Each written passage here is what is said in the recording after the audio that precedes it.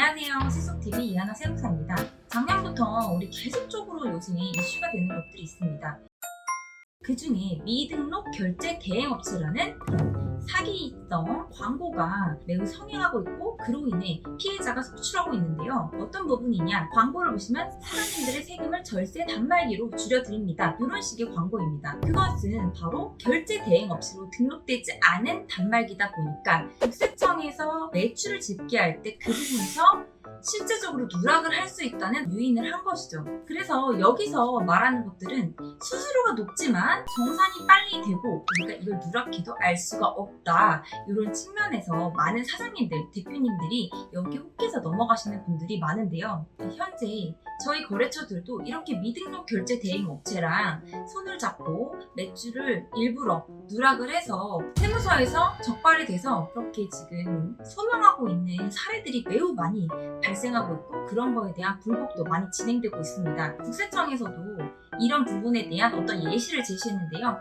세 가지로 한번 예를 들어 보겠습니다. 첫 번째 사례는 미등록 결제 대행 단말기를 이용한 매출을 누락한 사례. 일반적이죠. 60억 영위 사업자 A는 절세 단말기 카드 매출 대금 1일 정산이라는 광고를 보고 세금과 또 사대보험까지 줄이기 위해서 미등록 결제 대행 업체와 계약을 하고 그 다음에 단말기 이용해서 신용카드 결제를 받았습니다. 그러니까 당연히 미등록 결제 대행 업체에서는 이거 신고 안 해도 됩니다 했겠죠. 그러면 당연히 음식업 사업자는 요거를 부가세 신고 때 누락을 했습니다. 그런데 당연히 국세청은 이거를 적발을 했고 그리고 매출 자료 분석 결과 이 절세 단말기라고 하는 매출액이 신고되지 않은 것이 확인되어서 결국 부가가치세가 엄청나게 추징이 됐고 매출 누락은 뭐로 이어지죠? 결국 부가세도 추징되지만 종합소득세까지 이어집니다. 그렇게 해서 수천만 원의 세금을 낼 수밖에 없었다. 이게 일반적인 사례고요.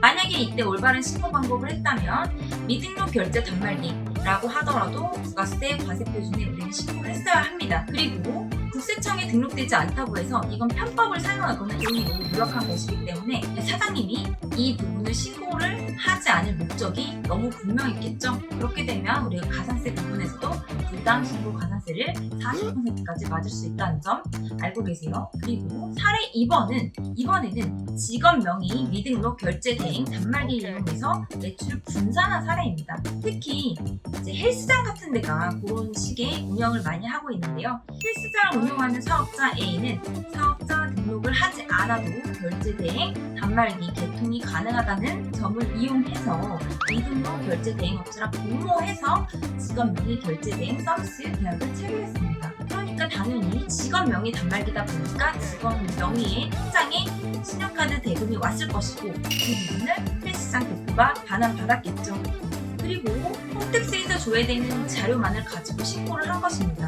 당연히 그렇지만 사업자 A는 타인명의 결제 단말기를 이용한 매출액을 신고하지 않는 것이 확인이 되어서 또 추징되는 사례가 있었습니다. 그렇게 하는 이유는 뭐죠? 매출을 분산시키기 위함이죠. 매출을 분산시키고 부가세도 누락하고 종합소득세 누락하기 위한 편법의 하나이기 때문에 이거는 빼도 박도 못하는 일입니다. 그리고 또 사례의 세 번째.